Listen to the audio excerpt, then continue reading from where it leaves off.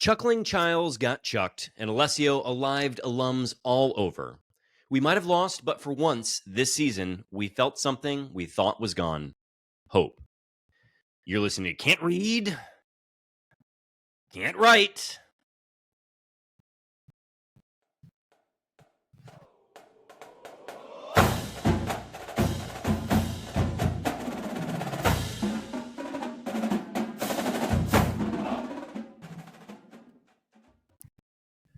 Welcome back, everyone, to another episode of Can't Block, Can't Tackle, the podcast that proves Spartans can talk.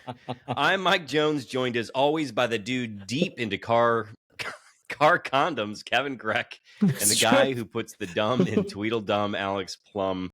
It rhymes. It rhymes. Was middle school hard with a name that rhymes with dumb? No, because when I ran for student council in 7th grade, my slogan was "Don't be dumb, vote for Plum." Wow, and that was a put winning a slogan. Shade on it. Well done, you. So, FYI. Michael, I've never heard anyone deliver the word hope with such hopelessness as you did in the intro there. I wanted to congratulate you. So I have a question for both this group and the listenership. If a loss to a middling Minnesota team is giving us hope, are we even deader than before inside? Because I feel it now too. And I'm concerned about that. That's right. That's right. No, that's right. It's amazing. You don't think you can get lower, and indeed you find ways to get lower. You can. And hate yourself a little bit more along the way. So we want to, of course, thank everyone for coming along with us on this journey and ask the small favor to please share the pod with Spartans in your life. Rate, review, and subscribe wherever you get podcasts. Of course, follow us on Twitter and Instagram at Spartan_pod and Blue Sky at SpartanPod. If you can go to the YouTube channel and give us a like, give us a comment, actually, you know what, everyone, comment how low you've gotten through this process. And yeah. What are we doing this week, gentlemen? Who wants to take a stab at the outline? Plum? Guys, we'll start off behind the green wall where football always leads, and boy did it from behind. Way behind. We'll talk getting lucid against at Minnesota. I love that you wrote that. We'll talk basketball, a spirited 7-point loss to UConn. Hockey, winning on the road. I think that's an unupdated section. Jesus Christ. You know, I can't. I'm getting burgundied here on this fucking thing. You gave me a tongue twister to start. And last week, Greg had the wrong box score, which credit to the commenter on YouTube who said, genius decision to compare last year's box score. I thought it was and then we'll get to your Twitter questions or whatever the fuck we call them now. Jesus Christ. Well, it's fine. Everything's fine.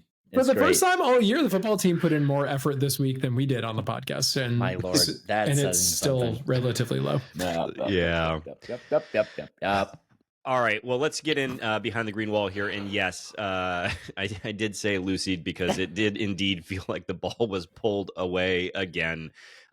Michigan State falls to Minnesota 23-20 in overtime in a game that, we saw Childs getting benched and Alessio Milivojevic starting the game. And so I think there's plenty of negatives to talk about, but I want to start with Alessio. Yeah. That kid played an incredible game despite taking 7 total sacks, 6 of which occurred in the first half. And that's not even counting the times that he was just hit after he completed the throw. Oh, God.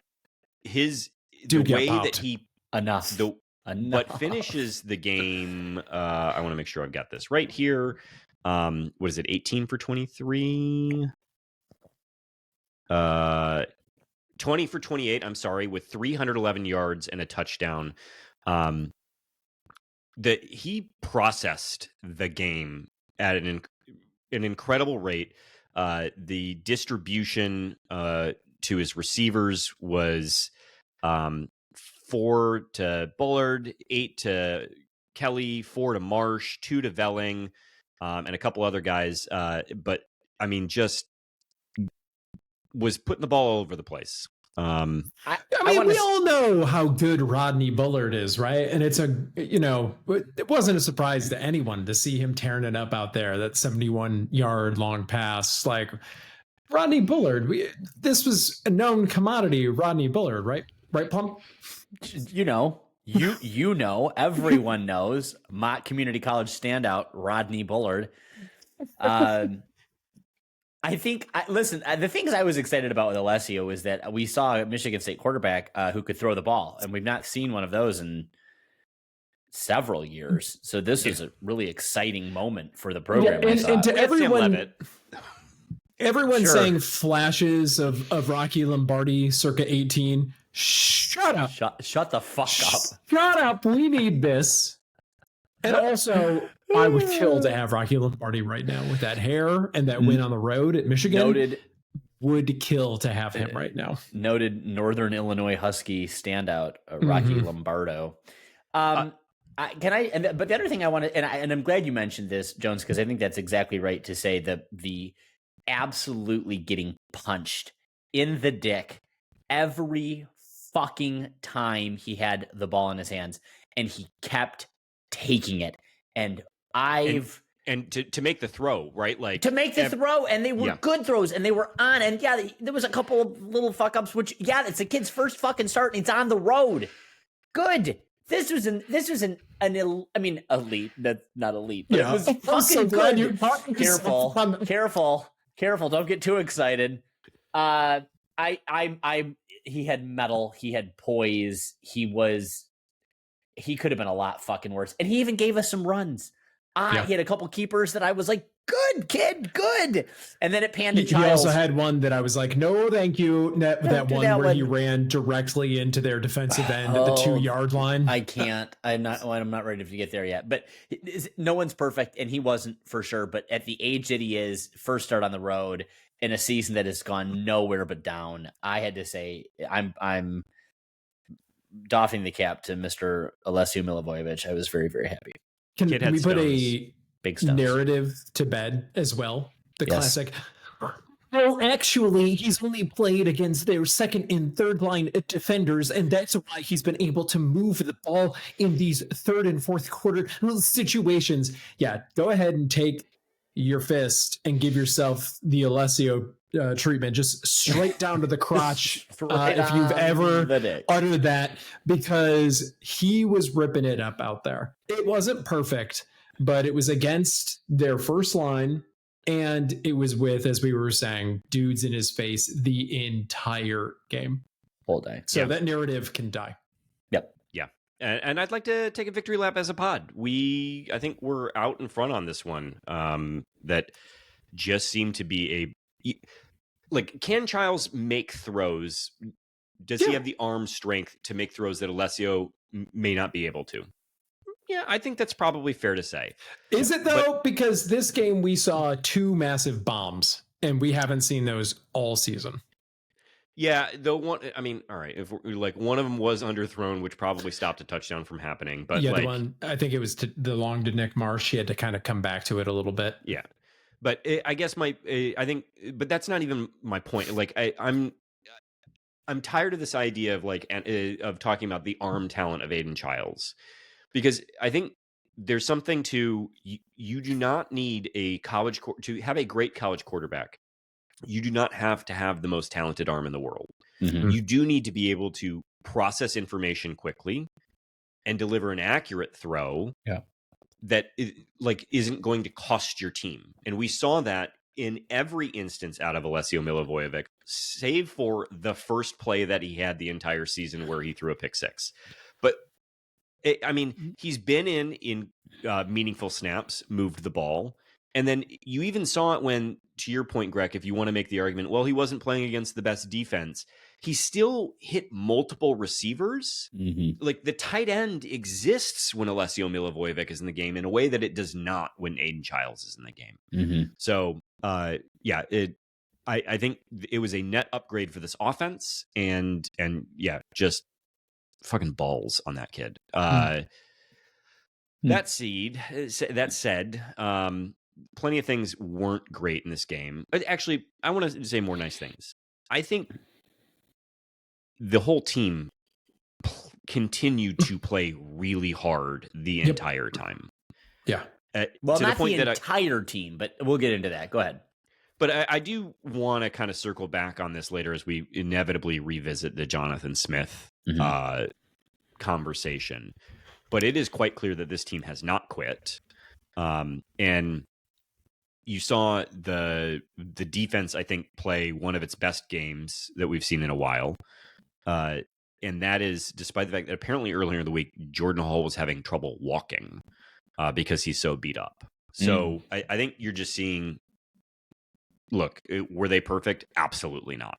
Yeah. But I do think you have to tip the cap at some level that they are doing their best. Their best may not be good enough. But or good, but it is their best.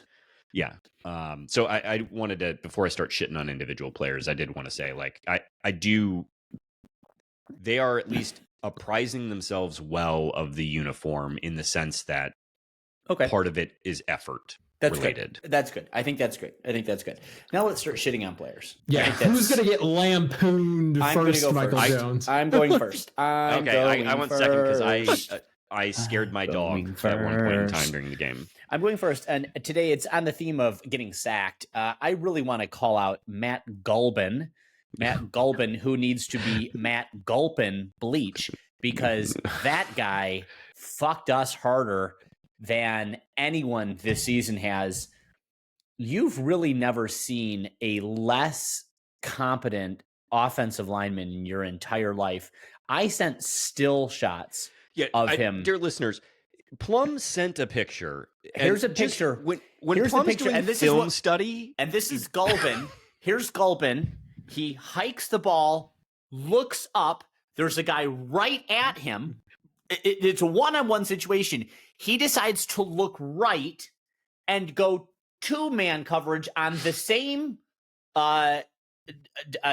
defensive back tackle, and then opening just the guy that he's just lets him run by him. Just here, I'll stop. I'll help my teammate here. And then, of course, Alessio was absolutely savaged. And this didn't happen once. This happened, by my count, 4 times on the game that Gulbin decided to simply not do his job or just wasn't looking or paying attention. The number of times that he is just standing like this, which is, if you're not watching, it's just crouched over with 2 hands holding air with no one around him. Good technique. No one. He got the hands up. He's got the hips low. He's Nobody. Shuffling. He's shuffling. What is he doing? And he's like bopping around. Like, where? I'm supposed to be holding someone back. Who am I? Maybe he was scared. Maybe it's like that scene in Heat where they're like doing the heist and they've got the president masks on and they've all got the AKs out. And then there's the one cop that sees them and then just turns the other way. Maybe Gulbin's that one cop. Didn't want that heat. He is a graduate transfer from Wake Forest. You know, I like to give Wake Forest. He's probably our best scored player on the season, just as an aside. Well, we'll get into Pro Football Focus because I know you're going to bring this up. Oh, well, I do want to. Plum, I remember that play. You screenshot, and I couldn't agree more. Like, there was a dude right there, and you were holding hands with your other lineman. But I thought that was cute. To his left was Gavin Brocious, who replaced Caleb Carter, who started at that position. It's possible that actually wasn't his guy to block. Yeah. It looks terrible.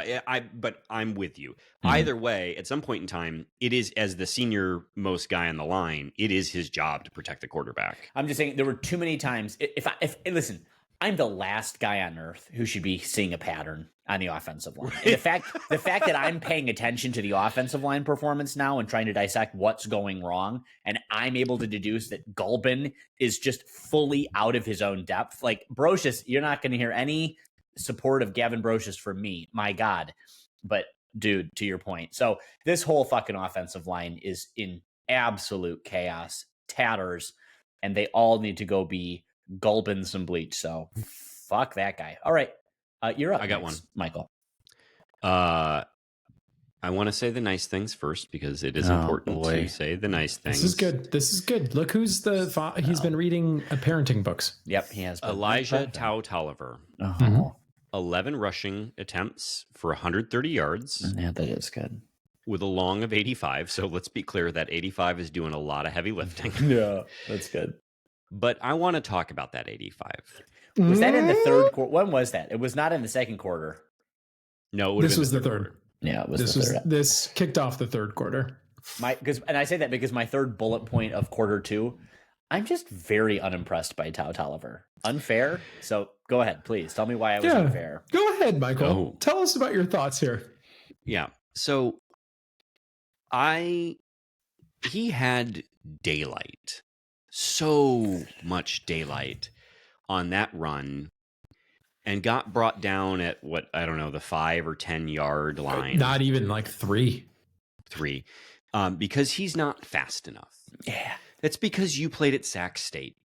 You're not good enough for the Big Ten. And that's where we are as a roster, which is part of the, I want to kind of put a pin in that as a thing to circle back to. But our best running back in this game came to us via Sacramento State. And for anyone who's like, oh, but Cam Scatterboot, shut up. I don't want to hear it.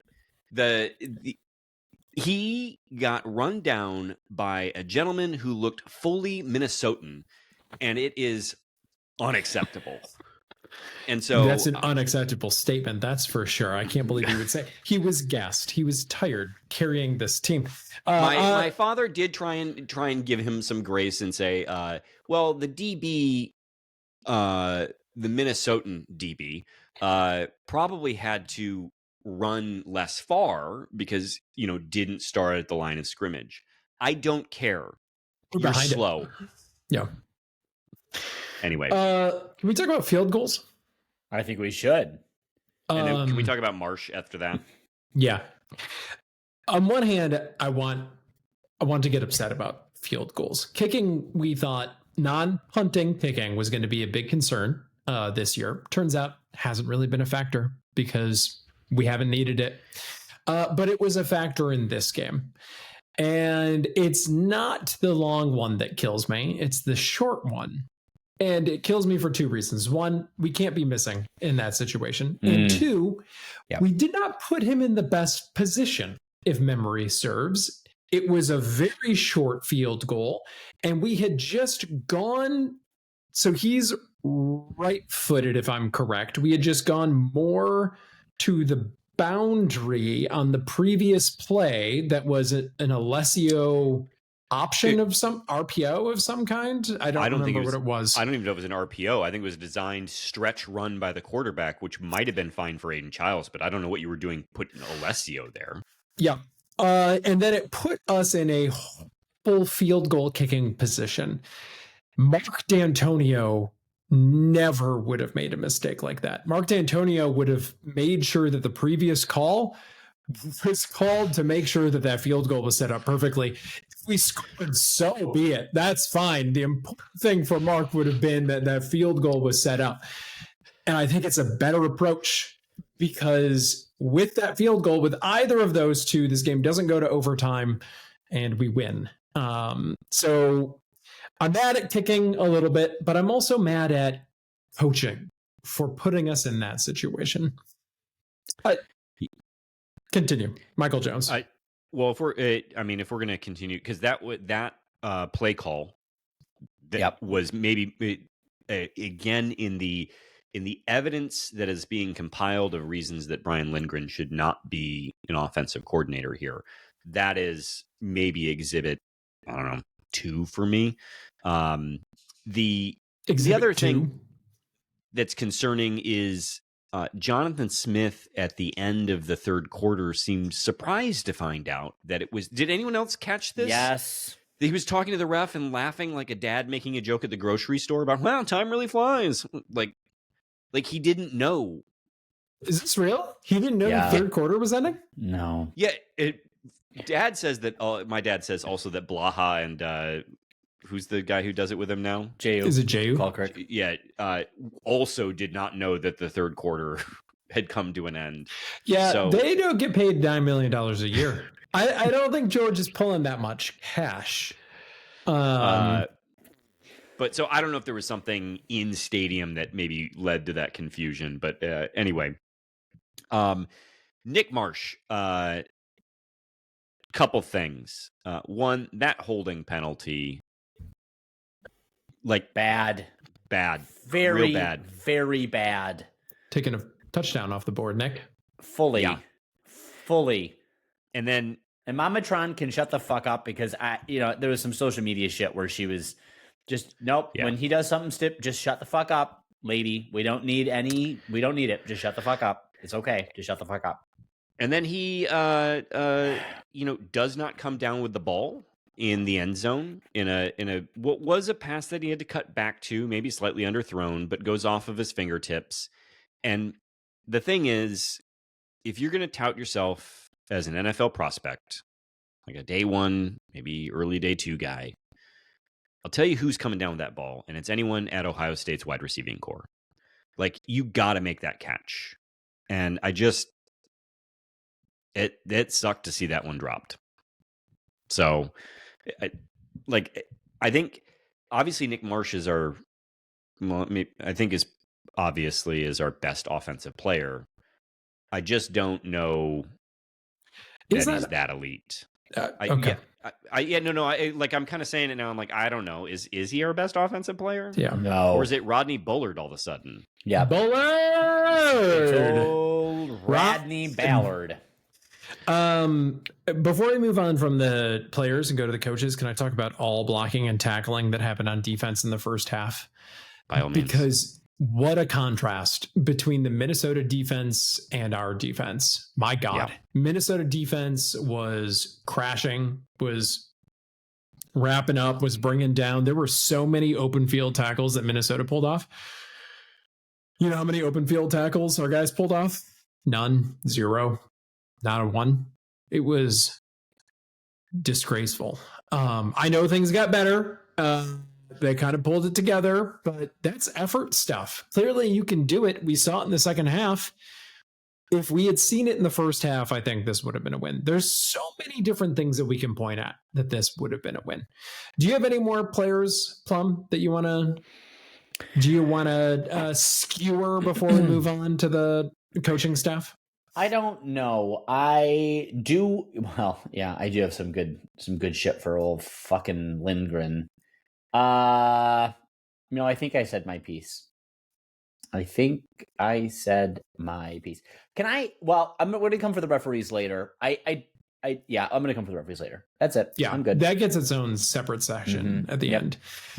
To kick off with Jonathan Smith, who I think we're going to be relatively kind to today in all of this. Maybe it's because it's probably inevitably over one way or another. And maybe it's because we're truly dead inside, where a loss on the road at Minnesota can make us feel better. But it's our job on this podcast to be idiots, and we do it quite well. We've established that time and time again.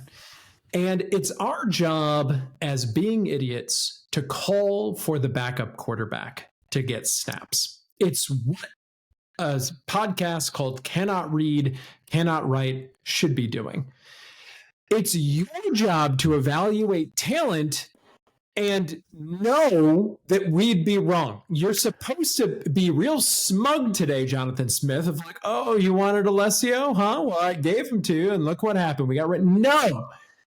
He was so much better at putting the team in a position to win than we've seen from Aiden Childs this year, with the exception of, what was the one game that he actually played pretty well, Indiana, but we weren't stopping anyone that didn't matter.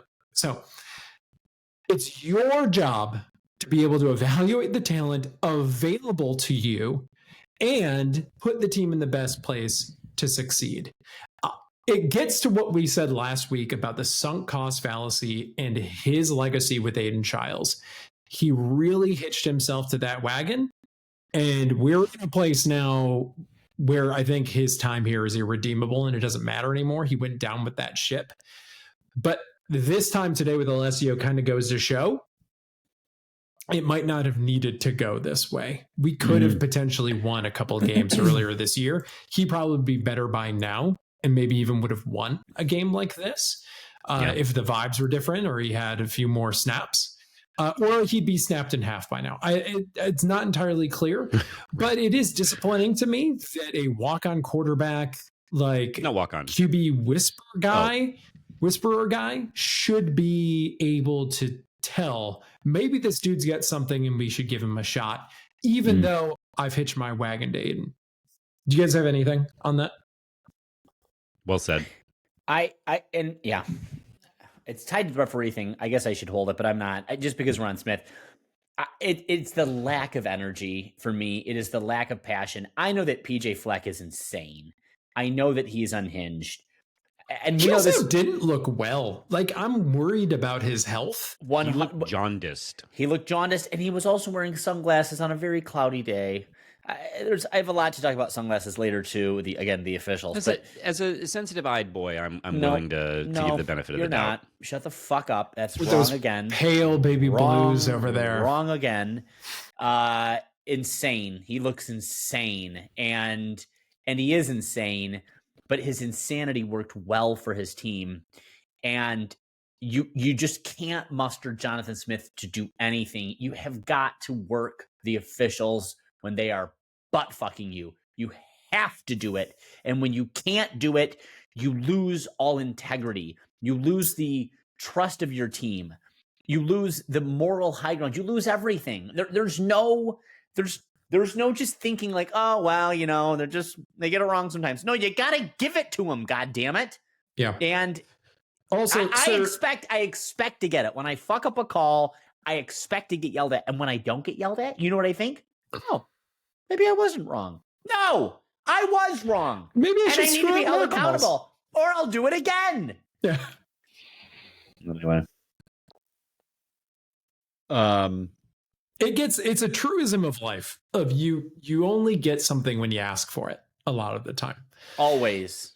Yeah. Always. It's something that you'll learn in your career. It's something that you'll learn personally. Like, you need to advocate for yourself sometimes. And I'm not good at it either. I mean, Jonathan Smith's more Midwestern than we are in this way, but you do have to stand up for yourself a little bit and push back and show that, okay, if you're going to screw me on this one, I need a makeup call, or I need you to swallow a flag in the future or something like that. Yeah. And go ahead. We could have gotten a DPI. I think we got called for one that you could have argued was uncatchable. Mm-hmm. And like, it was uncatchable. It was actually uncatchable. Yep. I'm willing to This is the tight end fall down play. Yeah. And again, and you know what? Go ahead. I'm willing to, I'm fine with that flag being thrown like 9 times out of 10. Not more than that, 99 times out of 100. But in this particular case, it was unacceptable, because you know who wouldn't have fucked up that call? College basketball refs probably wouldn't have fucked up that call. They would have swallowed it because they know they fucked up the one before. They'd already proved that they're happy to pull flags off the ground and go, nope, no foul here, no penalty here. So if they have the capacity to do that, it's ultimately the referee's final discretion. That's why he's wearing the white hat. He gets to say, we're going to go ahead and put that one back in the pocket, Bill. And that's the time where you use that kind of common sense to go, from where I'm standing, that's an uncatchable ball. So anyway, lack of leadership. Utterly, this was another failing performance by another Big Ten referee crew. Well, and that Big Ten referee crew was led by Tim O'Day, who I believe famously was kicked out of the Big 12. Maybe not kicked out, but Google Tim O'Day, and I believe Oklahoma was involved in CMU. There's also a rich history of Tim O'Day just making things work for Minnesota. So real weird situation. It's DEY in case you're Googling him at the moment. I found it. Yeah. Why Minnesota of all programs? That jumping churro salesman on the side must have some dirt on him. I don't know. It's weird. But that whole crew was, I don't know, it was pretty embarrassing. So I do, though, I'm starting to feel a little bad for Jonathan Smith. And so I need everyone to course correct me and make me angry again, because it is not lost on me that like, first of all, he did change quarterbacks. You're right, Greg. I don't disagree. You should have done that a while ago. If we saw it, like, how did you not see it? Yeah. And then the fact that this week in practice you got 50-50 reps between Childs and Milivojevic, and you're like, okay, well, it's why didn't we do that before? And also, why was it 50-50? 75-25. Come on. But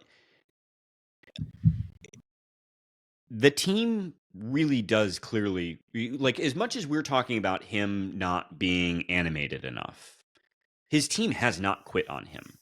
They are genuinely going out there, and look, I'm not here to like applaud tryhard guys, but in terms of what you would expect out of a coach with, I think what we can agree is subpar talent, really subpar talent, he's got them motivated in some capacity. And so I am fully aware that there's all these questionable coaching decisions that have happened, and like, it's not lost on me. But I think I'm feeling a little bit bad because there's something to the fact that he's gotten guys out there to get punched in the dick 6 weeks in a row. And you know what? I think they're going to be there for week 7. And he, by all accounts, seems like a really nice guy who isn't going to bring disrepute to our university. Like, and that shouldn't be the bar. But I'm just saying, I'm starting to feel a little bad for him that maybe, just maybe, if he'd gotten his resources, things wouldn't quite look this way. All the NIL talk got to you, huh? That's where this is? No, actually, it's not really the NIL talk.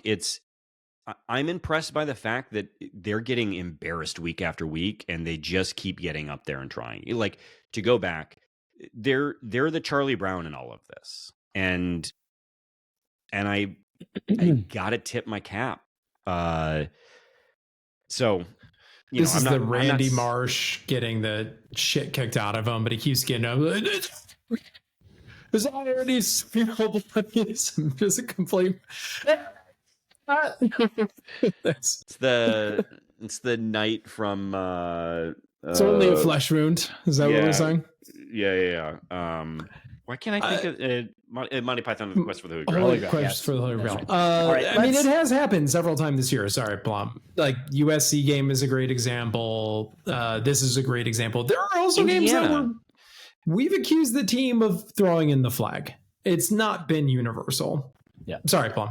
I interrupted you. No, I was going to move us to the refereeing so we could. I think that's going to kind of put the period on the section. So, is there anything else we really want to talk about? What do we think about this narrative that, since Jonesy's opened the door to this, you fire Brian Lindgren, maybe you can make this thing work for another couple of years? No, you can't. No, Brian Lindgren absolutely had to have been fired already, and he wasn't. Yeah. And therefore, it's really got to be Jonathan Smith.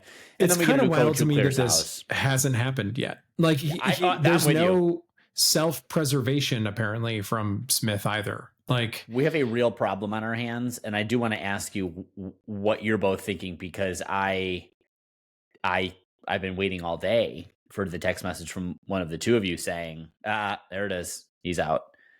I don't think they're going to do it in season anymore. Well, we're recording it. It's 9:41 p.m. Are we talking about Lindgren, or are we talking about Smith? Jay Smith. Okay. Yeah, no, I don't think it's going to happen. In fact, if you want to say the reasons that now I'm saddest is that we wouldn't have an interim Coach Rossi who could get an audition for the job, because I'm open to that. Well, frequent can't read, can't write contributor, which is the number one bullet on his CV, Graham Couch, keeps saying it would be Courtney Hawkins. He's hearing. Okay, well, he can keep listening. We call him sideline contributor Graham Couch. I do have to say, like, we lost to Minnesota in a game that we should have won multiple times over, and had the chances to, because I'm assuming you were transitioning to complaining about the officiating. Make the field goal, not a problem. Like, I mean, there's so many, and that's what I'm saying. Like, again, put the officiating to one side, make the field goal. make the field goal, no stupid fucking penalties. Like there's a lot of things. Out of bounds. Don't kick the ball out of bounds. There's several cell phones. So again, the officials, I'm just going to say it from the top, the officials did not cause us to lose the football game. And they did us and themselves zero favors today. I want to start with the female referee, the woman referee, side judge. You're going to come in. I'm starting here. The lady first. I'm starting on the lady, and I'll tell you why. why. Let's make sure we continue to use the word female. Let's keep going back to that. Female woman refereette. You said broad before we were recording. Lady right? ref. Lady ref, there it is. And her sunglasses. All right? What sunglasses? I'm only upset at the sunglasses, and I want to tell you why. They are unprofessional. They are dangerous. You don't allow players to wear sunglasses. You do not allow referees in any sport, maybe other than baseball, to wear sunglasses. They're not necessary. You have a hat with a visor on a cloudy day. A dark shaded sunglass is doing you absolutely no favors. Maybe a yellow sunglass. And if you need something corrective and for some reason you can't wear contacts, then you should have an appropriate sport goggle, one that could withstand the impact. Mm-hmm. What she was wearing were sunglasses, and they looked like PJ Flex sunglasses. It is an abomination. As an official, you are held to a standard of professionalism, and part of the professionalism is the uniform. And that is why in almost every sport, sunglasses are not allowed. So, stupid idiot, take off the fucking sunglasses. Women have worked so hard to be taken seriously at Division I levels of officiating, and here you are with fucking sunglasses? Eat shit. That's one. Two, Tim O'Day. In the last segment here, I was reading up on the Oklahoma State Central game where he Oklahoma State failed to enforce a very clear rule that let Central make a untimed last down. Oh, where that's they right. Threw That's a Hail what Mary it was. Yes. and won the game. And this was played at Central.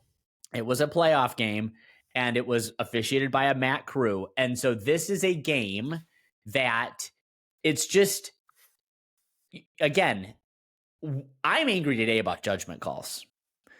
That's a rule failure. And the problem here that we've got is Tim O'Day is failing up, much like Jonathan Smith, failing up. And we can't fail up. We have to fail out. So how and what? I'm okay generally with the concept of failing up. It's done like most white men. Thank you. It's working out for the three of us for sure. But Tim O'Day, it's inexplicable. That should have been his last season, frankly. I mean, in a playoff game like that where you've misinterpreted the rule and now you've cost a team a victory. So that's not acceptable. And now you're in the Big Ten. And here in the Big Ten, even Michigan State, Minnesota is obviously not getting primetime games. But oof, he and his crew fucked us. And how? I'm going to say a lot of errors on the team. The pass interference stuff, there was some very clear pass interference. We did it. They did it. They called a few of them accurately. What I can't excuse is a game where you have so many eyes on the same plays. There is a very clear, in the overtime, hold of the jersey. I think it was it Marsh? His jersey gets absolutely stretched. Bullard's jersey gets stretched out about, I don't know, and 2 that's our feet superstar, off of his by body. the way, Rodney Bullard. He can't make what would have been a very catchable pass, and the referee, who's got great eyes on the angle, probably the back judge, throws the flag. And then for what seems like an interminable amount of time, of course, the referees get together and Tim O'Day comes on the mic and says, after discussing it or something, there is no penalty on the play. Fleck, I want to back up to Fleck for a second. There was a pass interference call for Marsh, when Marsh got tangled up. It was some blocking initially, and then the guy grabs Marsh by the shoulder pads and throws him down before he can run forward after Lesios made the pass. Marsh would have been the intended receiver. Fleck is irate and screaming at the side judge, even though it gets called, because he's like, no. Marsh made contact first. They're just blocking each other. He's allowed to block him. It's not pass interference if he's blocking before the ball gets passed. And that's true. But what Fleck is, of course, because he's insane and jaundiced, not able to see is that he had grabbed him and spun him and threw him down. So good call. My point, though, is that Fleck was furious, and he did the thing that coaches are supposed to do, which is be a relentless advocate, even when they're insane and wrong for their team, because it gets into the officials' heads, because the officials are human, and they're calling a Big Ten game at home for this program who's 5-3 versus the train wreck that we are. So a little bit of benefit of the doubt. So how it can be that an official has a clear fucking view of a very strong jersey pull that prevents our guy from catching the ball. It is very clearly defensive pass interference. The flag is thrown. And another official can be like, well, no. We'll never know what the explanation is. What we know is that when it gets reversed, Jonathan Smith's reaction on the sideline is, oh, man. Oh, man. Very, very Eeyore. Oh, man. Oh, bother. I don't understand how what the context would be for pulling the flag up, because the person who threw the flag saw defensive pass interference. I'm going to tell you what happened. Again, there's a seniority. I have one theory, but the theory that I have, I think, is that they misinterpreted what was actually getting called. And I think that the guy saw the jersey pull and flagged it. And what the other guy probably saw was like the tangle up at the end and was like, no. He was already falling down when they got tangled up. That's not pass interference. And then the guy who called the flag, threw the flag initially, probably was like, oh, you're right. And either didn't have the balls to be like, no, I'm talking about the very egregious jersey pull that everyone could see forever, and just didn't defend himself.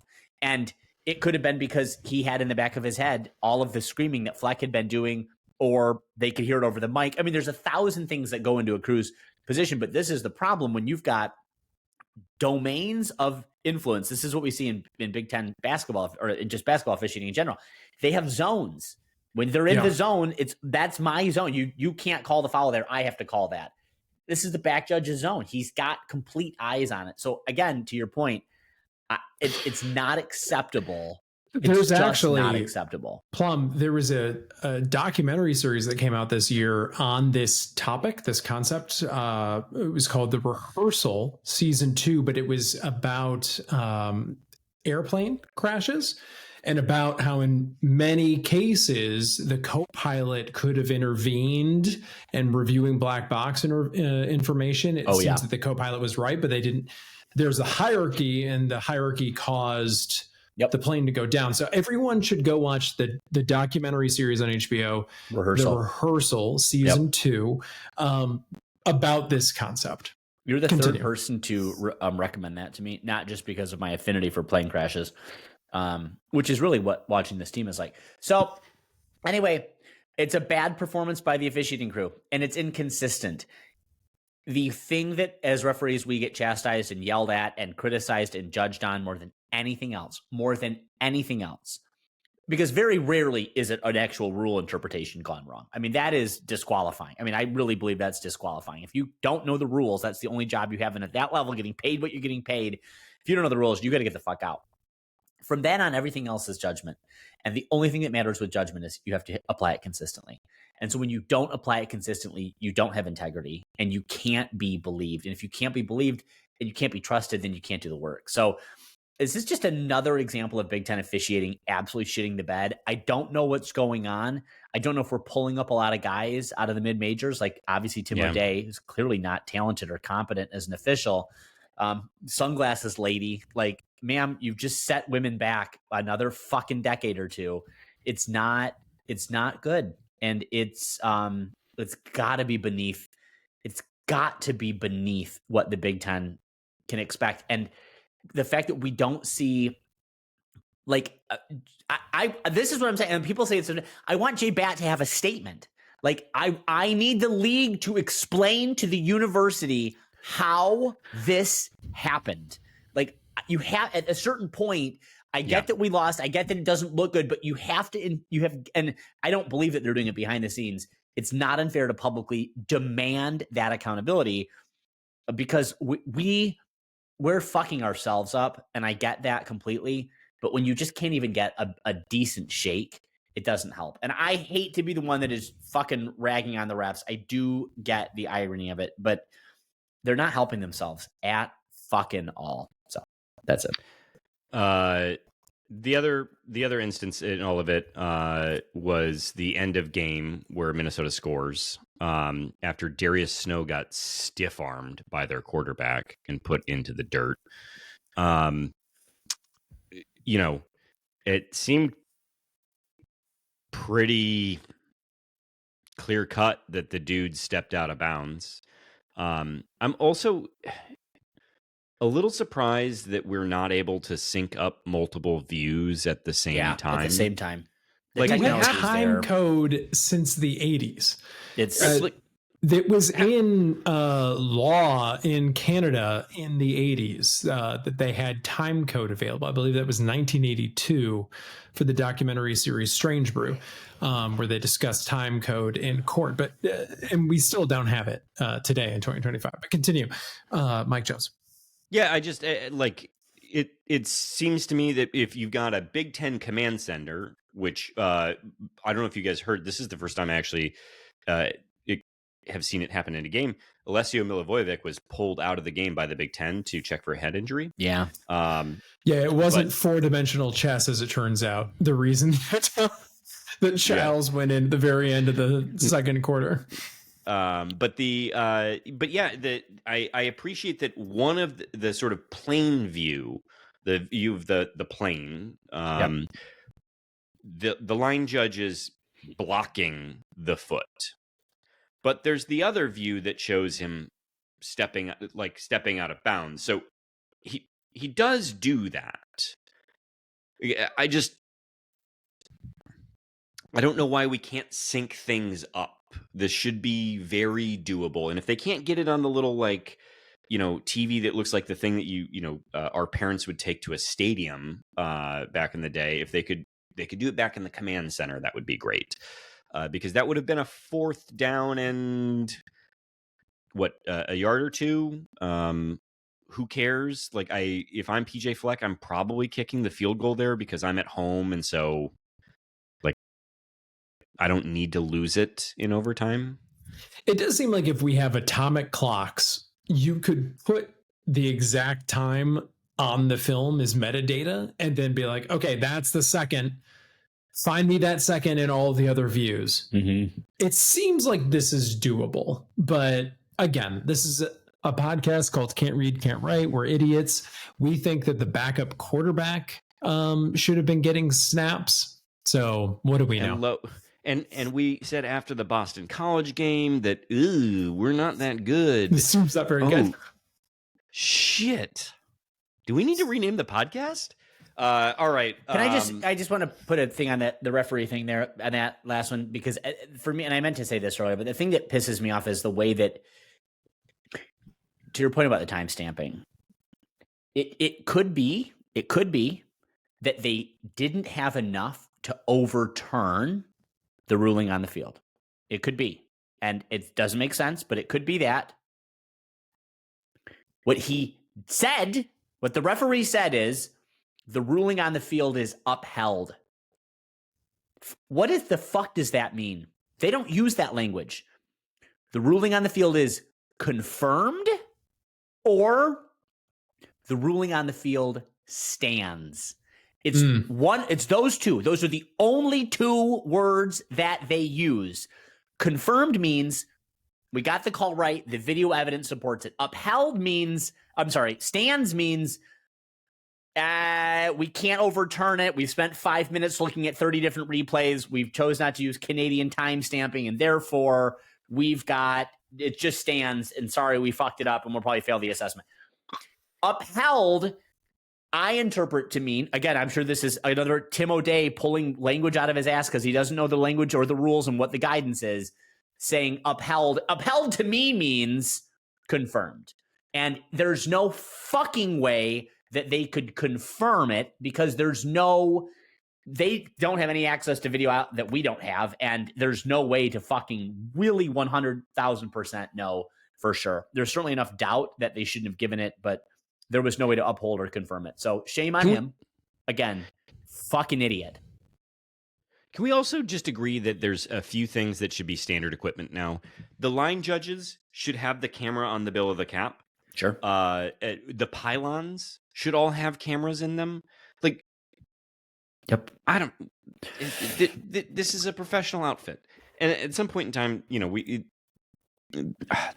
I don't know what was worse, this or the offsides from last week. I really don't, in terms of officiating fuck ups. But speaking of ref shows, did anyone get some UConn Plus? Because I got to listen to it on the UConn Plus app on Apple TV. It was fun. I believe it was actually not a horrible broadcast. Oh, okay. Maybe I've, again, being dead inside, maybe I've listened to so much Will Tiemann over my entire life that anything else is just like a breath of fresh air.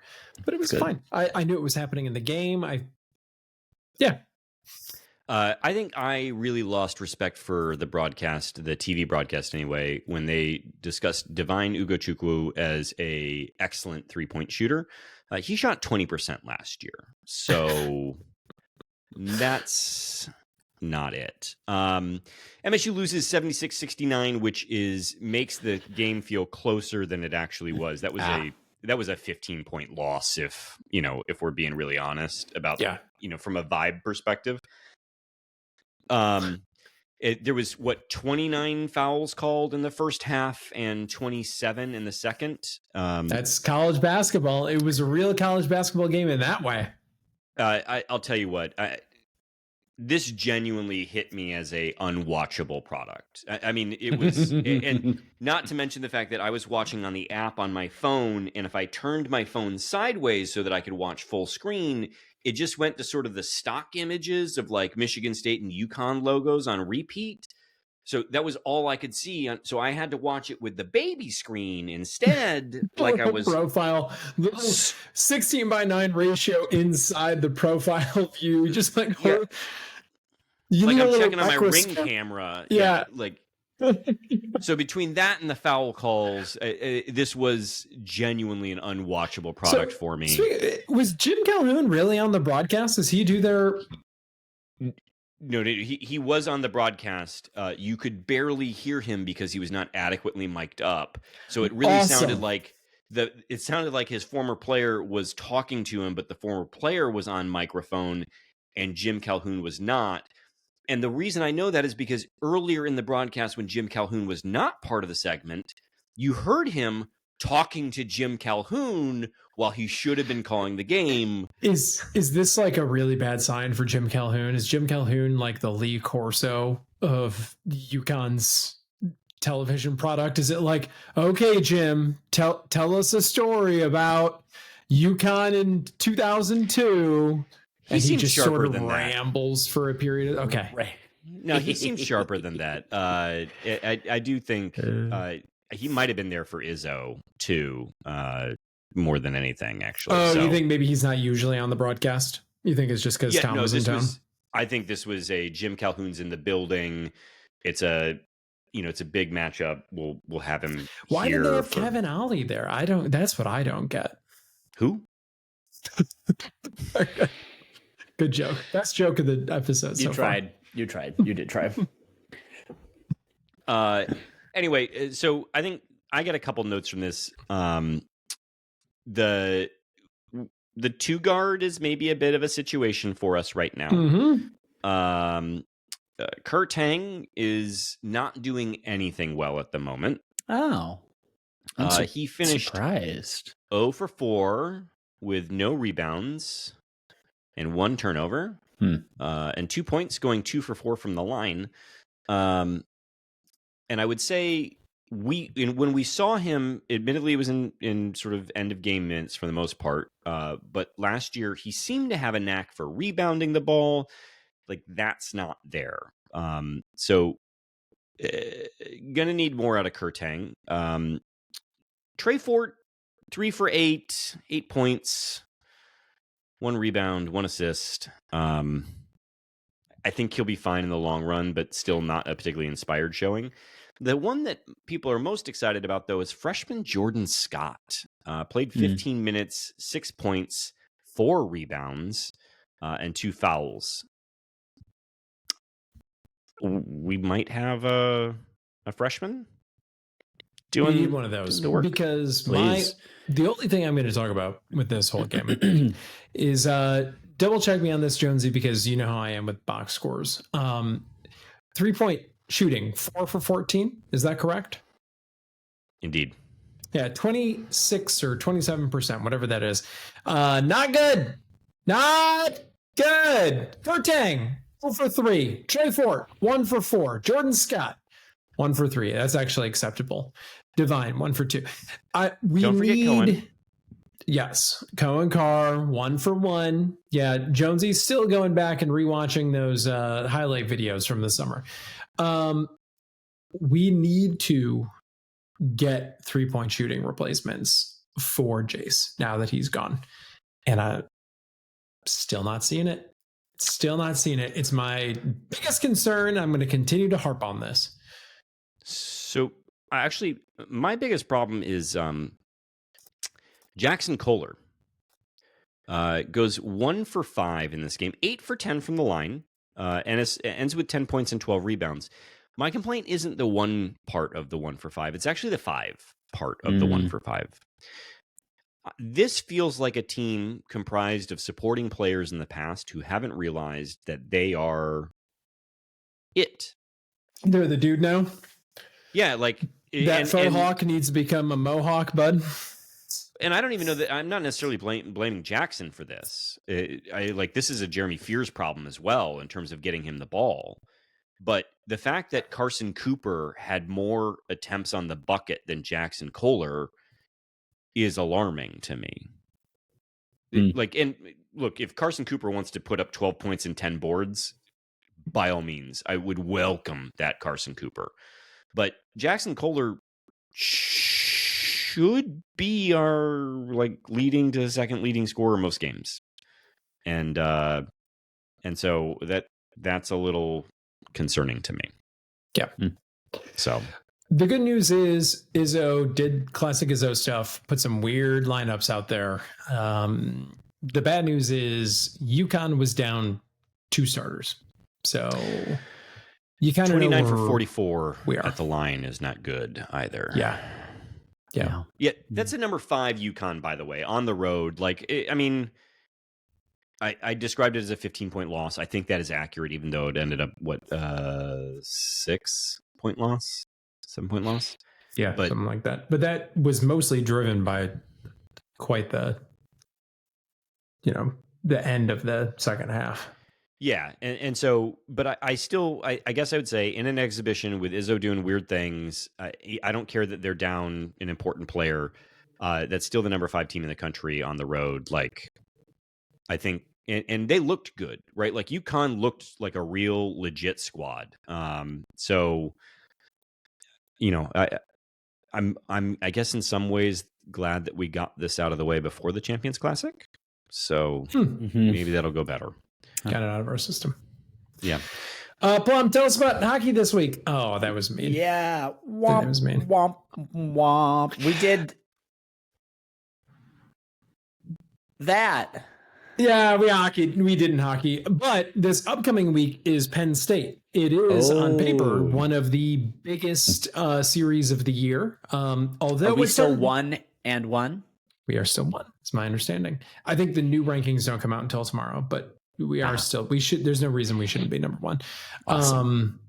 For those that aren't paying attention, we are 1, Michigan is 2, and Western is 3. The Great Lakes State is running college hockey right now. At the beginning of the year, it looked like this upcoming series against Penn State would be the 1 versus 2 because they've got Gavin McKenna and they were really hot at the end of last season. That has not entirely come to pass for Penn State so far, but it is still a massive series. And if you can get to Munn, go to Munn. It's going to be a great game. Or 2. All right. We're going to talk about Jay Batt for a second. Before we keep going.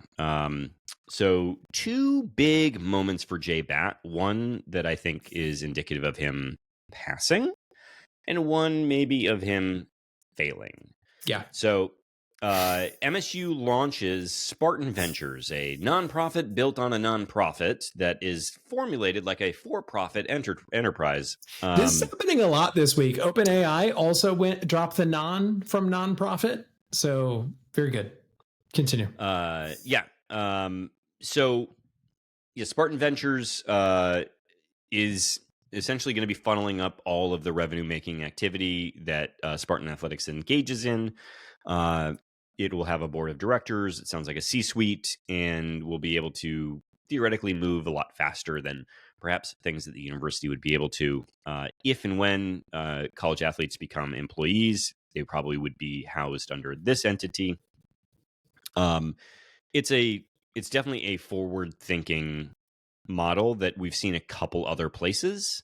And so this is who will be handling NIL payments. It sounds like the Spartan Fund stuff is getting rolled up into your points transfer, whatever that means. Yeah. So it's a modern move on the part of MSU. They're saying it's going to take another 6 to 8 months to complete, which is a little. I don't know why it's going to take that much time. But I also don't know why you announce it now and then like, okay, well, we're saying it now. We're going to figure like no one was jonesing for this announcement. Yeah, just do it when you file the paperwork. Like I do wonder if it means something is coming of some kind. Like for the record, listeners, I don't know this, but I wonder if it's like there's going to be a stadium sponsorship announcement and we need to be structured in this way or something like that. Oh, sure. I don't know. Sure. Did Georgia Tech do this or something similar to it before he signed that deal? I don't know. But if I believe we are now at the point where we're actually looking at like proposals for the Spartan Stadium expansion. And if you're doing that, you got to have actual money in hand. Yeah. And if you're trying to get actual money in hand, sponsorship spot is going to get sold. So yeah, just for everyone that's going to ask us Twitter questions about it when it happens, let's not. I'm still going to call it Spartan Stadium. Let's not be precious about this of everything in Spartan college athletics and athletics here. Let's not be precious about the sponsorship name of the stadium. Unless remember, the basketball team is brought to us. Hitler. Okay, yeah. The basketball team is brought to us by Rocket Mortgage right now. Has that changed your life at all? I would suggest that it has not. So has it even shown up anywhere? Like, I don't know. I don't see press releases that say the Michigan State men's basketball team brought to you by Rocket Mortgage. Like, I don't see that. No. We don't know enough about this, and I'm not in accounting. I really don't know what the point is of announcing this now, unless there's some immediate need for it. Yeah. So, the other good news, though, that came out, and this is me editorializing, that came out of this week's trustee meeting, is that the Spartan Gateway District is changing in its scope. It's moving from the location on South Campus down by Trowbridge closer to the athletic campus that exists right now. And from the reading, and you can do this on the Board of Trustees website, reading the proposal, and from comments that were made by board members and President Kevin G after the meeting, they make it sound like instead of building a whole new building, they're going to maybe augment existing buildings like Jennison, and then maybe add another hotel. And there is one member of the board that thinks that that's a bad idea. Okay.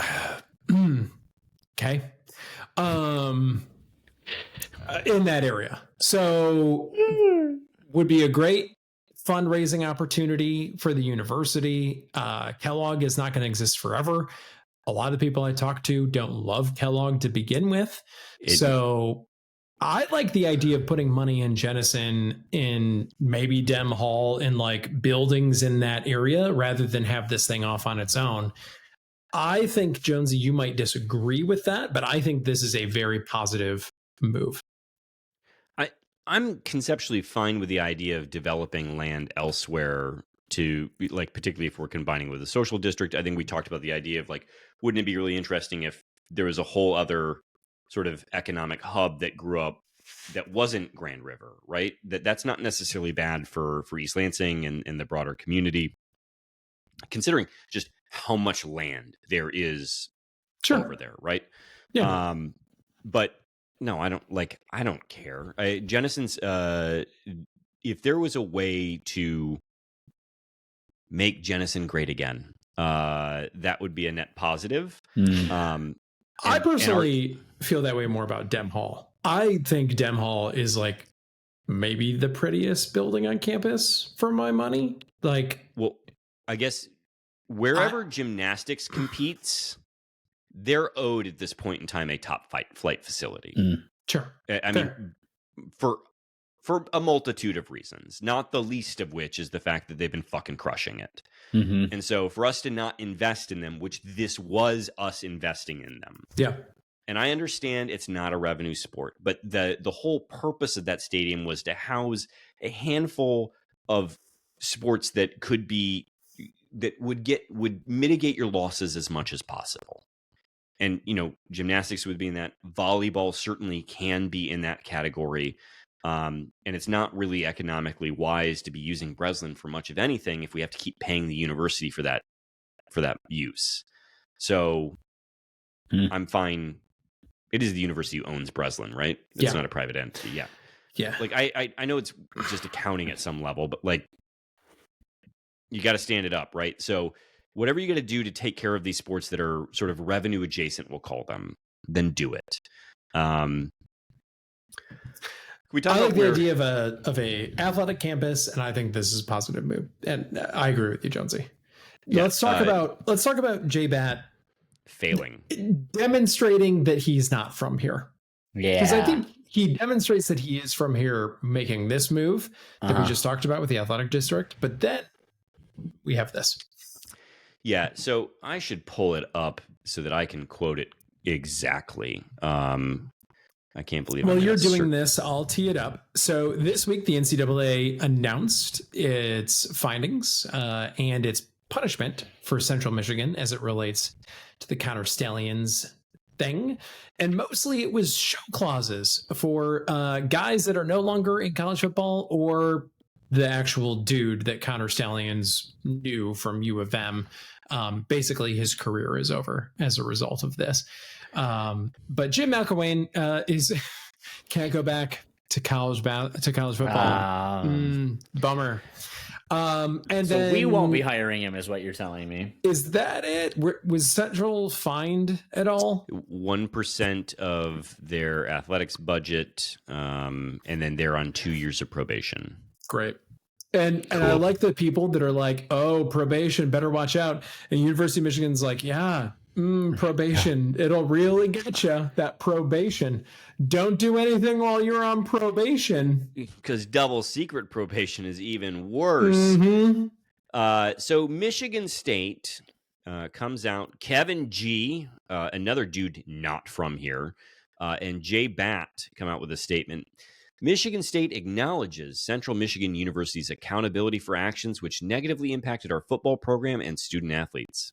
We accept the apology from President Neil McKinnon and Director of Athletics Amy Folan, and appreciate their commitment to addressing the issue directly and communication to the extent permitted throughout the process. First of all, fuck off. Second of all, we know they didn't talk to us because Alan Haller talked about it. Alan Haller, who was here through all of it, said, haven't gotten a call from them. So this idea that they addressed the issue directly and communication to the extent permitted throughout the process, get fucked, because you can pick up the phone. You can always pick up the phone. And you can say, hey, I know we can't really talk about this, but I know it looks bad, and I want to let you know that I'm really sorry. We're doing an investigation. Or get in the car, drive down 127, 45 minutes, and be like, okay, let's clear the air on this. Yeah. So here's the thing. I'm not a big fan of when I see these like change.org or whatever signature things. But we've got Central Michigan coming up here in, I believe, 2 years. Next year? 2 years? 2 years, I think. I think we all just need to make a commitment to Jay Bat so that he fucking gets it. That we're not going to the game. We're not buying tickets. Like, A we'll boycott. Central we will, boycott. because what's Central going to take over Spartan Stadium? Like, no, get them off the schedule. Like, I don't care.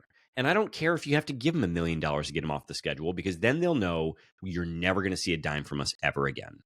Like, he needs to meet us where we are, and he's not doing that. Have you guys ever been in a room at work where a bunch of people with highfalutin jobs think that something's really important, and you're just in the corner like, no one outside of this room cares about this. No one cares. With this thing that we're working and reworking, no one's going to pay attention to it. I think what we just saw here was Kevin G and Jay Bat thinking they need to hear from us in a time like this. Yep. And if this is the statement, truly, yeah, no one needs to hear from you in a time like this.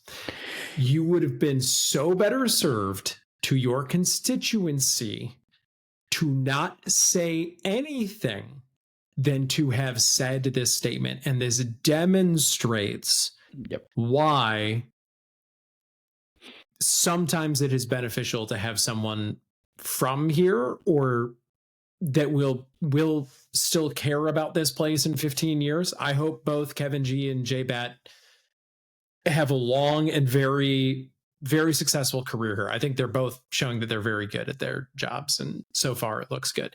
So I hope they stay, and I hope they're successful. But I think this is a case where we didn't need this from you, and it actively hurt to write this statement under these circumstances.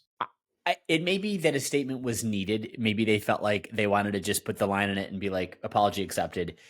The statement could have been 2 sentences. Their apologies accepted.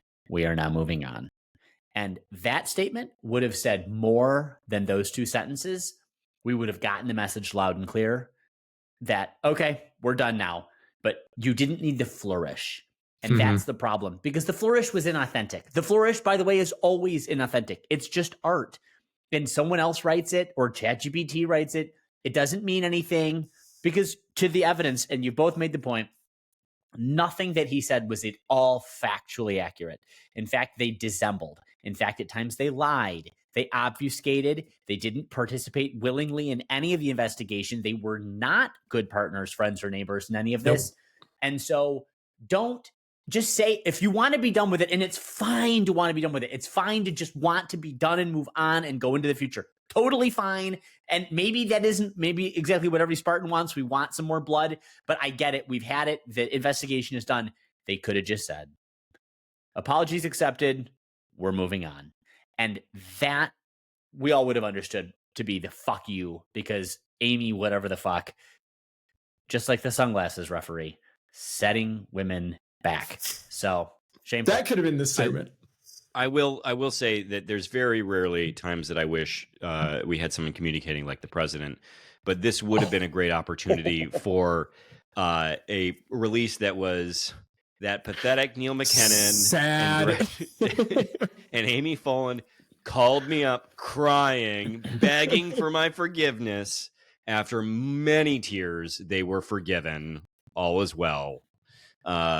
But yeah, fucking, you're right, Plum. But at the same time, I think they think this is about Central, and it is a little bit about Central, but it's also about Michigan. And so, because the guy who cheated from Central was clearly a Michigan guy and brought the Michigan guy. Yeah, like. I really think they just don't get it. I don't think they understand why we're so furious about it. And to have it dropped on us the week before the game that, like that Michigan had been cheating, and then we have to make the decision about whether we want to play a team that might know everything about our playbook and put us in the position of being either the turds who don't play the game or get bullied. I think they just don't understand. Maybe they will one day. Anyway, look, if you're furious about this, a great place to touch grass is in Grass Lake, Michigan. And you can do that off of the Clear Lake Road exit, where you can get an excellent bite to eat after touching grass at Mama's Mercantile and Eatery. There's actually some beautiful grass out back. I just got a picture taken of it by some people that went to Mama's Mercantile this week and had a lovely time and got their 10% discount. Continue. Oh, how'd they get a 10% discount? Oh, they did so by mentioning Can't Read, Can't Write to their server, who did not know who they were talking about at first, but it was fixed, is my understanding. And they were like, call the owner. Yes. But anyway, if you want to have homemade dishes meet some locally sourced ingredients, you got to go to Mama's Mercantile and Eatery. Visit mamasmerc.com for menus, online ordering, and more. All right, and do get the discount, listeners. I've heard multiple times that the discount, that people have gone and not gotten the discount. Go and get the discount. And go when you twice. say they've not gotten it, they just didn't ask for it. They didn't ask for it. Yeah, they didn't ask for it. Go get the discount. Get the discount. I don't think we have anything off Grand River, right? So we can just do social media. Yeah, let's do it. Let's jump. All right, there. First up, Mike Jones officially adopted a third dog, 6-month-old golden doodle named Martha. On the right, we didn't include the picture. Name him Jonathan Smith, Mike Jones. And the wife and stepdaughter love her name. Should we keep it or should I rename her like Jay Smitty? There it is. The last dog named Tuck on the left, and we all know how that worked out. Yeah, there we go. I think you could do Nights or Nighty or something like that. I think that one will stand the test of time. Yeah, Nighty's not going to work. Just stick with Martha, except for then you get the cringe Superman Batman angle on that whole thing. Isn't that a Ford owner? Was there a Martha Ford? Yeah, she owns the Lions right now. Yeah, owned, right? It's Sheila Hamp now. Sheila has it now. Martha was the owner. Yes, after and William Martha Clay didn't do anything good with it. Correct. Martha's great. I think you could have done something with Knights or Nighty or something. Anyway, next up, congratulations, Mike Jones. That's fantastic. Next up, Tigers fan 63. You just won the Mega Millions lottery. Do you? Speaking of Tigers fans, speaking of baseball, did you guys watch Game 7? No. It was an amazing game. Was it good? And yes. Oh my God. To be a Toronto fan today, I'm so sorry. Do you A, write a check to JBAT for $80 million, $30 million buyout for Smith, $20 million for Spartan Ventures NIL, $30 million for Can't Read, Can't Write, Can't Field anything rights? I'm on board with that. Tigers fan 63. Or B, move to Tahiti and never think about MSU football again. How much is the Mega Millions right now? How much do I have left over is the real question. I will say, I think I speak for the pod here when I say that we would pay for naming rights, but it would just be unnamed. Like we would pay to just not have anyone else name it. Our logo would just be tastefully placed somewhere, very tasteful, quite tasteful. Next up from The Search, if somehow Smith stays another season, step into his shoes and play F, Marry, Kill, Fire, whatever you want to call it, Joe Rossi, Brian Lindgren, or Aiden Childs. F, Marry, Kill. I'm going to fire Brian Lindgren. I'm going to marry Joe Rossi, and I guess you need a backup quarterback. You could do worse than Aiden Childs. I think that's the move. I think that's right. No one wants to keep Brian Lindgren, and we're already done with Childs. Yeah. And he's a nice enough young man. Next up, I know you guys are on record saying we shouldn't care if the whole roster turns over. Is there anyone you would keep? Yes. Our Mott Community College friend, Bullard. Rodney Bullard. We would keep Rodney. Jordan Hall, maybe? Jordan Hall. Yeah, Jordan and Hall Rodney Bullard is performing very well in press conferences. He clearly cares. Yeah, he does. And care. And Alessio, I keep Alessio. Yeah. For now? Yeah. For now. And finally, from the search, I know it was a loss, but 3-star overlooked quarterbacks from the Midwest once again show they can ball. If the new guy doesn't come with a QB, maybe he has something to work with here if you can get him to stay. I mean, is it just me, or he looks a little like a? He looks a little meaty. Doesn't he look a little meaty? Alessio? Yeah. You think so? He's not svelte. Little corn fed. Little corn fed. That's how you take 7 sacks and you keep coming back. I didn't hate it. I think it maybe led to a little imbalance, is why he tripped over himself and sort of downed the ball on his own self. Yeah, but Minnesota was doing that too. There was a lot of turf monster happening. Weird Matt Golban actually stepped on him plumb. Was that what it was? Reinforce your theory. Gulbed him up. Golban was blocking no one but stepping on the quarterback. Yes. All right. Next up, Edward Dillard for you, Greg. Hey guys, nice show. Thank you, Edward. This is a first timer. After 0-2 this weekend, I feel like at Sheehan Sports, is this the joint therapy session? I don't know. Welcome. If therapy involves alcohol, then yes, this is your therapy session. You know what? I only had tonic and lime today. I had tonic and lime, and it was quite refreshing. I love a gin and tonic, but it turns out I also like a tonic and lime. So maybe it's the tonic that you like. Maybe it was the tonic the whole time. I think it is. The malaria. Literally, come through, quinine. All right. Last up, Michael from Edward. Also, according to a poster on the Red Cedar message board, we are getting Kelly, Franklin, or Row the Boat as our next coach. Can we just stop watching, or are we too damaged? Again, therapy. Can I, for a moment? Edward, do you know what the average age is on the Red Cedar message board? It reflects our listener. It's older than us. It's old. And this, if you want Kelly, Franklin, or Row the Boat, as you put it, which I do like, you are stuck in 2009 or 2012 or whatever it is. Take Franklin, but Kelly is clearly done, and we don't want anything to do with him. If we chose D'Antonio over him, that was the right decision, and there's nothing to do there. Row the Boat, it seems to be dying. We saw this on television for 3 hours. He's not well.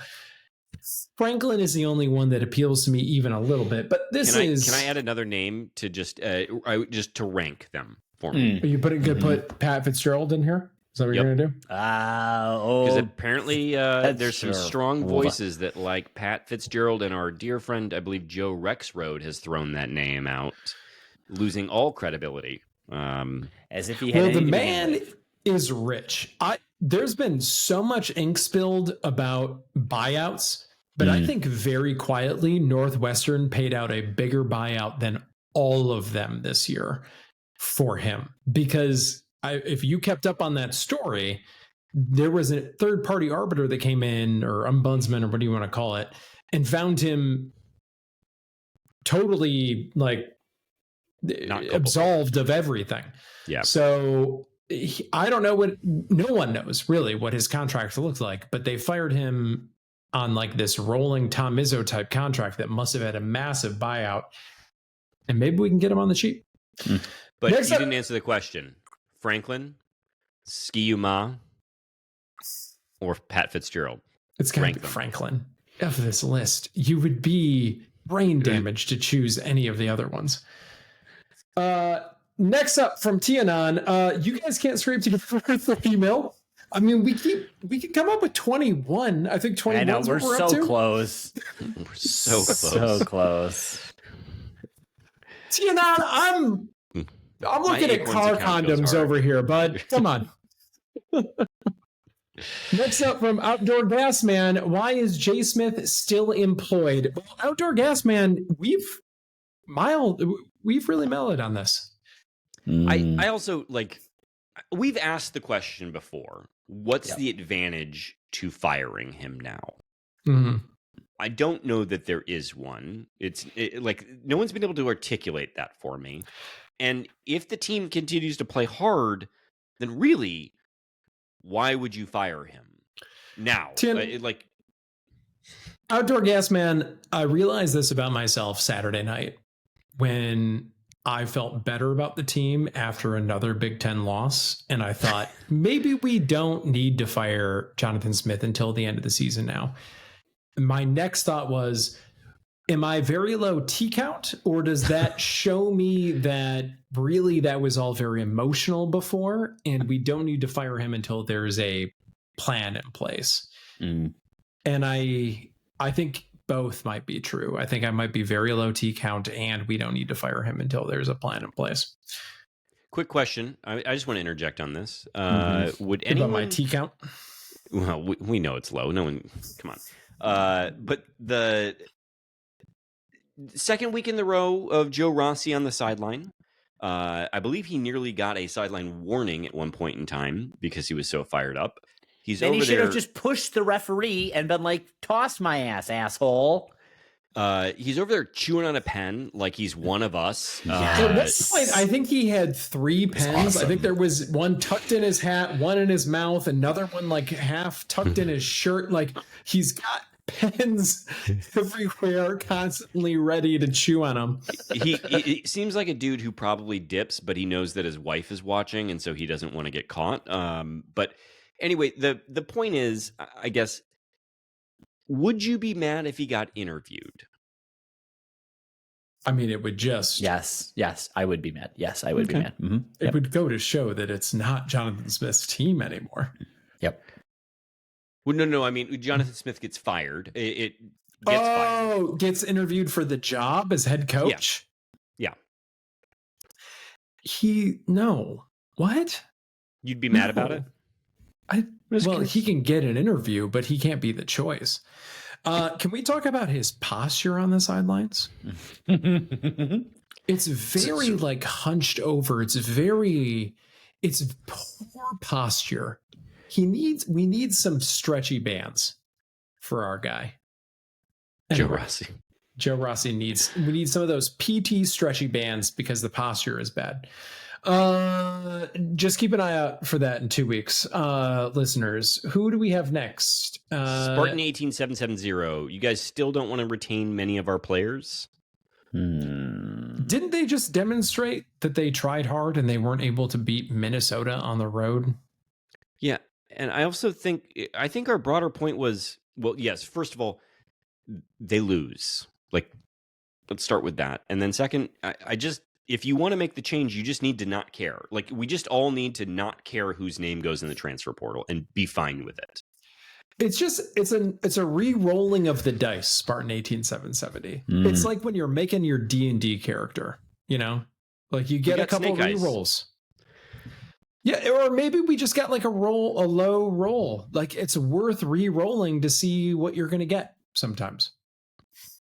Next up from Spartan 18, I got you. Next up from Spartan 18770, Plum. Aside from D'Antonio, the school has sucked at hiring a football coach since the passing of the Civil Rights Act. Why should we expect the next coach to be any better than the one we have now? Spartan 18770, I know that he didn't destroy everything here, but the best college football coach of all time was hired at MSU at one point. Nick Saban is who you're... It's true.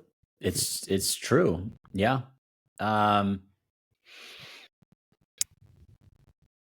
don't know. I think you have to, I just hope springs eternal. We can't, just like the injury, I don't know, at a certain point, I don't know what to say. There's no answer to any of this. Listen, I thought Jonathan Smith was going to be the guy. I thought he was kind of a blue collar dude who sort of got in-state, rivalry, state, not state school. Like, work ethic. He turned around Oregon State. He had upswing. He had moxie. He seemed like he just wanted to coach football and not deal with the politics of it. He seemed pretty straightforward. And I think he is all those things. And maybe to your point, Greg, earlier, like maybe that's why he doesn't get fired in the season, because what do we gain out of it? He's actually a nice man who really does have a good heart, and he actually wants to do well. He just isn't, and he can't. And there's maybe a bunch of reasons for that, but none of them have to do with him being a bad dude. And so it doesn't cost us anything. We're not going to get anything by firing him now that we wouldn't get by just letting him ride out the season. So fuck it. That doesn't mean that we shouldn't hold people accountable and still want the best and continue to do this and stop writing fucking contracts that lock us in for tens of millions of dollars when guys suck ass.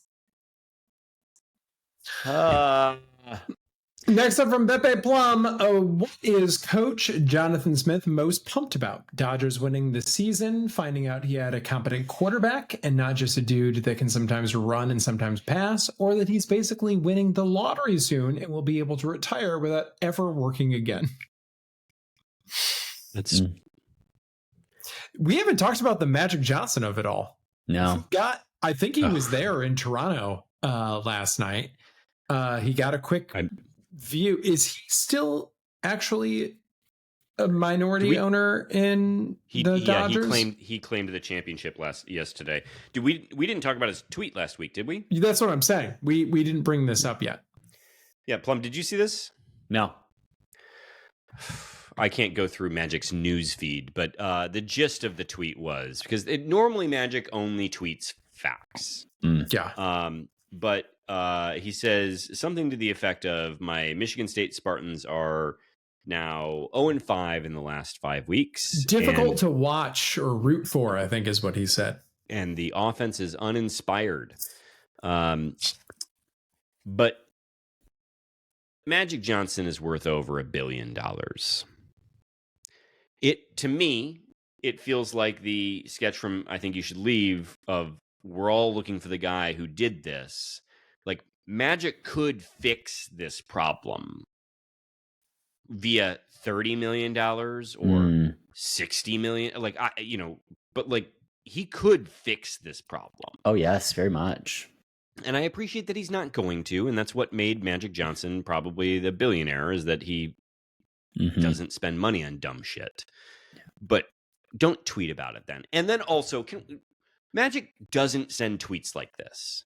Yeah, that is the weirdest thing. It's so un-Magic. Who do you think at Michigan State might have called Magic Johnson up and had him write that tweet? That was my first question. Yeah. My guess is he's just across the road from the football stadium. Maybe there's another stadium in between him, but he's right over there. It was bizarre and worth looking at. Yeah. I think between that and his statement of empathy and support for Jonathan Smith, I'm learning that Tom Izzo might be the cattiest bitch in the entirety of the East Lansing zip codes. Oh my God. That dude is a passive-aggressive motherfucker, and I think we should all just be fine with it. Next up is Jordan Villarreal. What's the appropriate consequence for those refs? I may be dead inside, but that was still some of the worst officiating I've seen. Plum? I mean, he's probably going back to the MAC. I don't know. It's not good. It's just not good. Or, you know what? There will be no consequences because nothing we say or do matters, and I don't fucking know. I just don't know. Next from Jordan, when is the appropriate time to put up Christmas decorations? After Remembrance Day? What the fuck is Remembrance Day? I do not know. I don't know what this is. Because 9/11 was a while ago, so I don't know what you'd be remembering. What are you remembering? What are you remembering, Jordan? Do you know what Remembrance Day is? No, I don't. I'm like, what did we remember? It's a Canadian holiday. Oh, Jordan is gone, my belief. It is.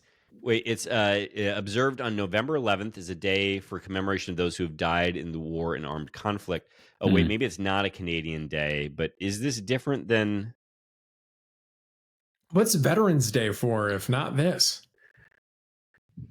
Yeah, who celebrates... Seems redundant. Remembrance Day. Okay, we're moving Commonwealth on. And a Commonwealth, yeah. It's a Canadian UK holiday. All right. Jordan. Oh, for shame. We're gonna have to look into this. Why do we have so many Canadian listeners?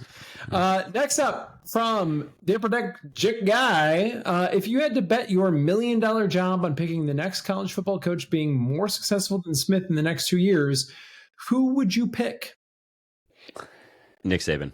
Yeah, probably. Yeah, yeah. I mean, you could also just, I know that we were just like, to the whole situation, but you could go Franklin. Franklin's going to get you to a certain baseline.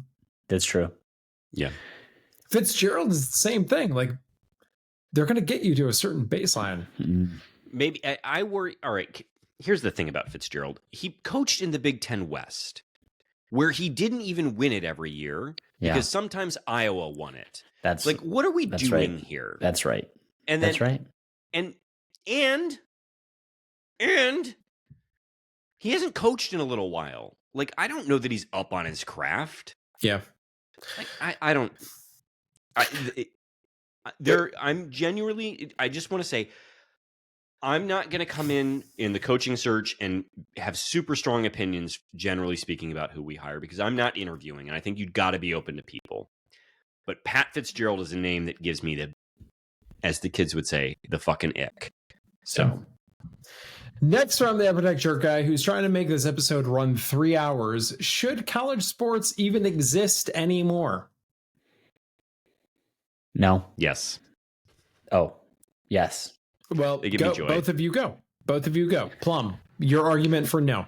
Well, I mean, with NIL, it's just elite amateurism, and I don't. So you can, like, college sports can play it, but I'm just saying, whether or not they exist anymore, they don't exist as they once did. That, I guess, is the part I want to acknowledge. Okay, but Jonesy, Michigan State can still have a team. They connect me to my university, and they make me happy, and I like them, and I don't care about pro sports. Which I appreciate the point that the idea that, well, this is pro sports, but he didn't ask that. He asked college sports, and I enjoy college sports. And I will point out for the 1,000th time that the Ivy League saw this coming years ago and decided to band together and just ramp everything down. And it looks more and more like they were right, but it also seems like they're leaving the door open where they can go crazy if they want to. So as much as I hate the Ivy League, they did seem to identify this in advance. Yeah. And finally, from the Epitech guy, should podcasts even exist anymore? Well, after watching this team, I don't want to exist anymore, so maybe this one will die.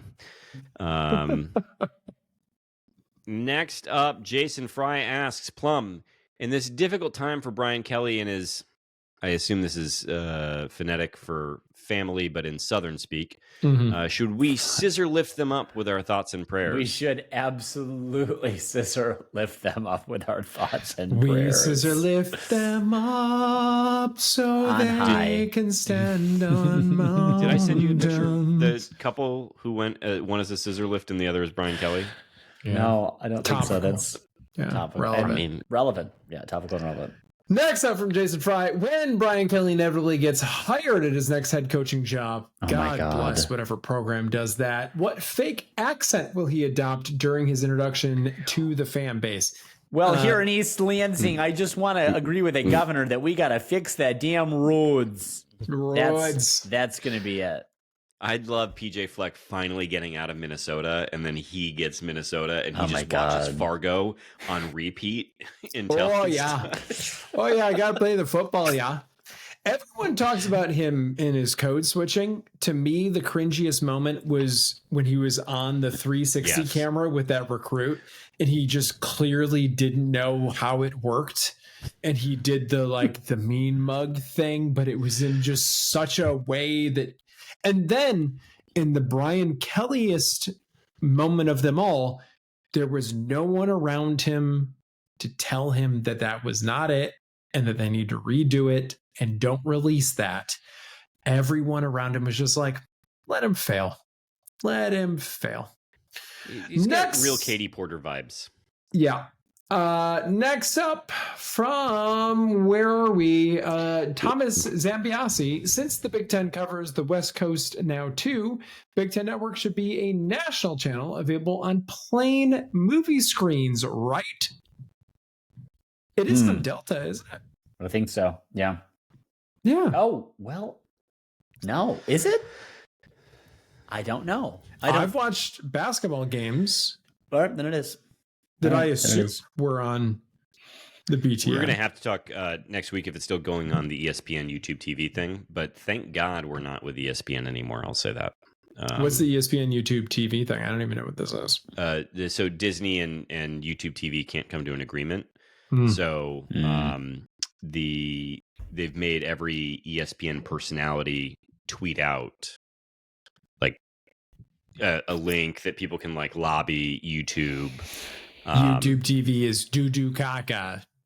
Yeah, which the Big 12 network had some fun with. We're like, if you're joining us for the first time, sit back. You might like it.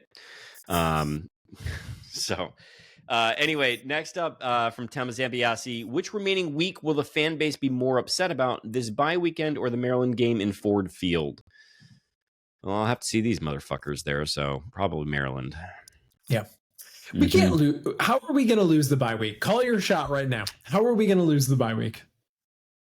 We're going to flub something with the firing. We'll fuck something up. They'll We'll fire Rossi on Monday after the bye weekend. Literally. Yep. That's how. Yep.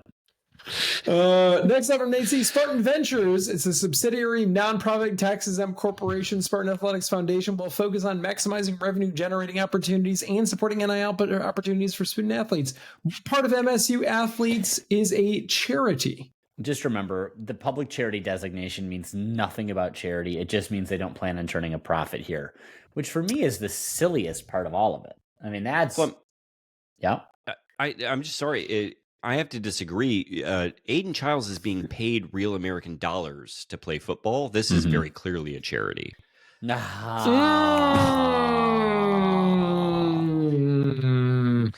like it. My man. Okay. I like it. All right, next it up is, but I will say this, though. They do have to explain a charitable purpose, and I do wonder what they will say. It will have to have something about it'll have to say about the student identity.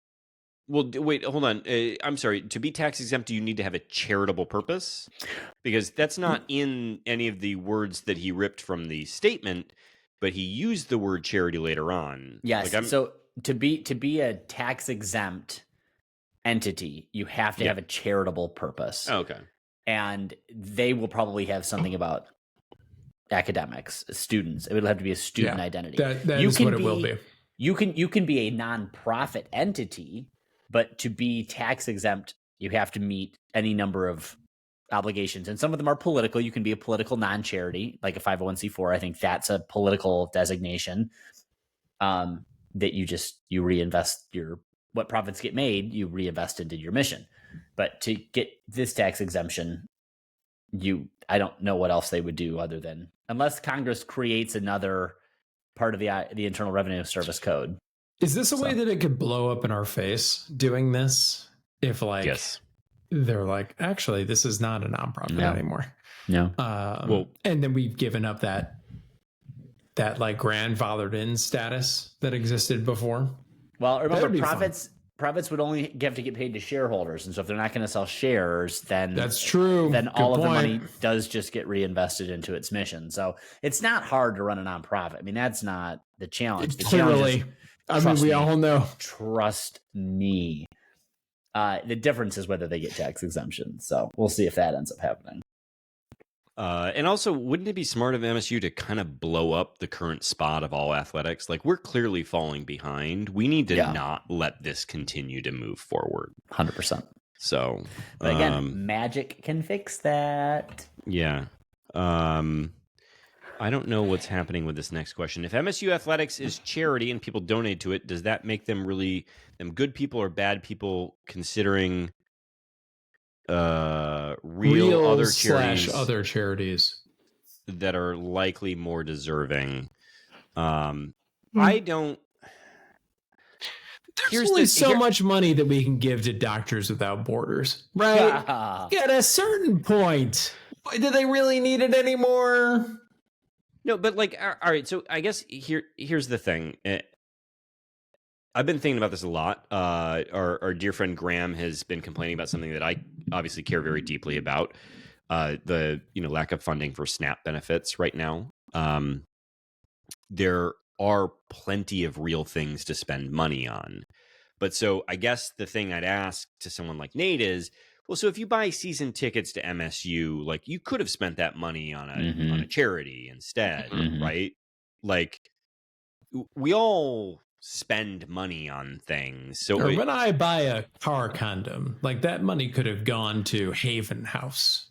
Or the $50 a month you contributed to Steve St. Andre. Truly, though, listeners, if any of you has bought a car capsule in the past, please do reach out, DM us. Let us know how that has gone. Continue.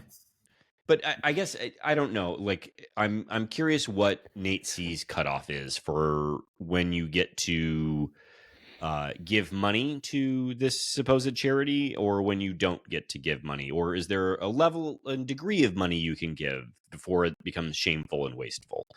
So I don't like. I think we're all a little stressed out by some things that are happening in the real world, and we do like our football though. So. Yeah. Especially libertarian Mike Jones over there. Next up from Nate C. Similarly, our loyal supporters will benefit from an enhanced integrated football and donor experience. Sounds like J stands for nothing bat. Knows the rich don't feel like they have enough ascendancy yet. Maybe the $50 tier will get you a 15-minute Zoom call with someone from the swim team. I was on the $50 tier, and let me tell you, it got you absolutely nothing. So I would have declined my 15-minute Zoom call with someone from the swim team, though. That would have been uncomfortable. But is there some? I think that's the joke. I think so. I think he chose that intentionally. Yes. Okay. All right. Finally, from Mama Belief, I get your moaning and groaning over the state of MSU football, but what about the World Series? Take a moment to talk about the real riveting sports highlights and all that was with the Dodgers/Jays incredible historical series. Speaking of low T count, your team lost, Mama Belief. That was a heartbreaking World Series for you. She's got to be devastated. Yeah. Utterly. Sit home with the bases loaded. Next up from Leaf, what is this proposal for a new nonprofit tax-exempt corporation called Spartan Ventures and Spartan Athletic Foundations, and why did JBat speak at such low volume at the MSU Board of Trustees meeting? I didn't watch it. Can it be Presumably watched? He wasn't. You could watch it. That's mic'd. Yeah, I think this was a Calhoun situation. Yeah. So, all right, great question, Leaf. We'll get into the audio-visual technicalities as it relates to JBat. Right on it. I blame our host for putting this question last, and now we've got to end on this fart. Now, this is my action item to call up Matt Macarini and get to the bottom of it. Anyway, look, it's a bye week. We have Colgate on Monday, and then I believe, do we have another game? Do we have the Champions Classic before then? Who knows? Who cares? But we'll have at least some hoops to talk about and hopefully some drama from the bye week. Until then, gentlemen, go green. Go white.